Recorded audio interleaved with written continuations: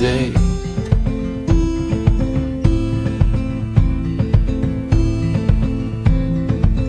You were far away,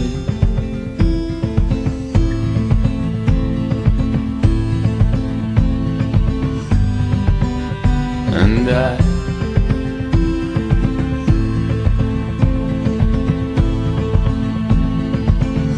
didn't ask you why.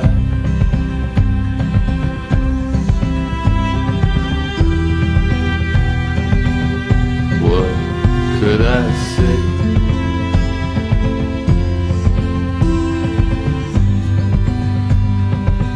I was far away.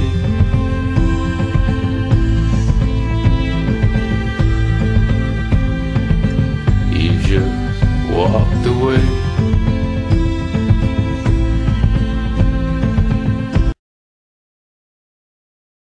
Figură marcantă a Partidului Conservator, Alexandru Marghiloman era, la începutul primului război mondial, un politician deja experimentat. Născut în 1854 la Buzău, într-o familie boierească, doctor în drept și absolvent de științe politice la Paris, Marghiloman fusese în două rânduri ministru al justiției. La momentul păcii de la București din 1913, prin care România a câștigat quadrilaterul, Alexandru Marghiloman era ministru de finanțe în guvernul Titu Maiorescu și câștigase aprecierea regelui. Această apreciere a cântărit greu în Consiliul de Coroană de la 3 august 1914. Regele Carol I cerea intrarea imediată în război alături de puterile centrale în baza tratatului secret semnat în 1883 cu Germania și Austro-Ungaria și reînnoit periodic. Majoritatea Consiliului invoca însă drepturile românilor din Transilvania, dar când filogermanul Alexandru Marghiloman a explicat că nu e de dorit nici alianța cu Austro-Ungaria, nici cea cu Rusia și a dat exemplul neutralității Italiei, regele Carol I a cedat. România a rămas neutră până când Antanta a garantat extinderea frontierelor românești. Când România a intrat în război după Consiliul de Coroană de la 27 august 1916, filogermanul Alexandru Marghiloman a acceptat propunerea filofrancezului Ionel Brătianu, premierul liberal, care i-a spus: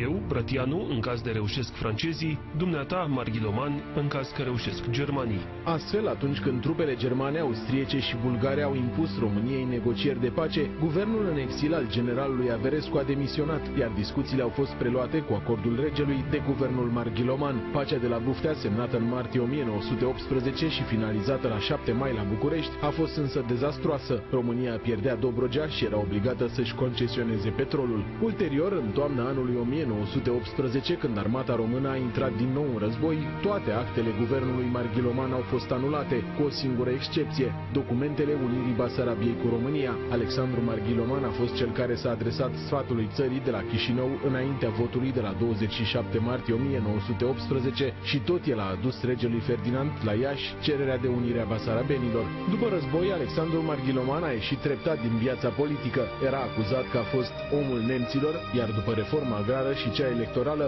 Partidul Conservator a dispărut. Alexandru Marghiloman a murit în anul 1925, iar în urma sa au rămas legile privind independența justiției, printre cele mai moderne din Europa.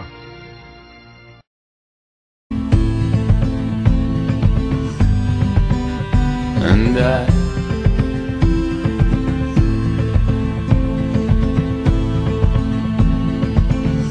didn't ask you why.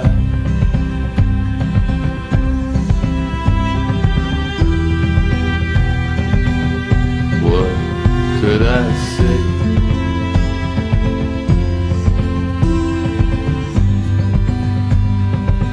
I was far away.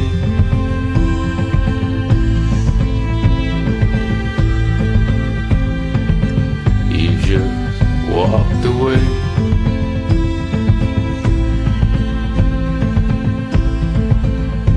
And I just watched you.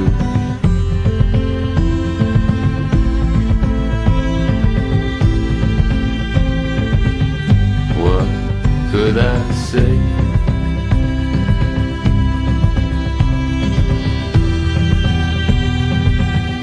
How close am I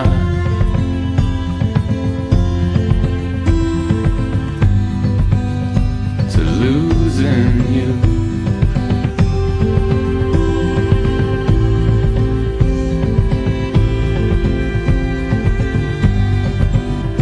Tonight